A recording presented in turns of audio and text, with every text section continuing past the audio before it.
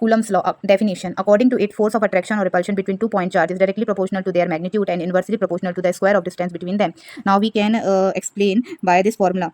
F is directly proportional to Q1 Q2 upon R square. Q1 Q2 is the product of the magnitude of point charges, and R square is the square of distance, which is inversely proportional to the force. Let the charge Q1 and Q2 be placed at a distance R apart from each other. एक charge दो charge हम Q1 Q2 लेते हैं जो एक दूसरे से R distance पे हैं. So the force acting between them according to the Coulomb law के अकॉर्डिंग उनके बीच में जो फोर्स वर्क करेगा that will be F is directly proportional to Q1 Q2 and F is inversely proportional to R square. By combining the above two relations, दोनों relation को combine करते हैं, so we get F is directly proportional to Q1 Q2 upon R square. Now removing the proportional sign we have to put one constant. F is equal to 1 upon 4 pi epsilon naught, which is a constant, and Q1 Q2 upon R square. Now the value of 1 upon 4 pi epsilon naught is 9 into 10 raised to the power 9 Newton meter square per coulomb square. So putting the value of 1 upon 4 pi epsilon naught, we get F is equal to 9 into 10 raised to the power 9 Q1 Q2 upon R square Newton.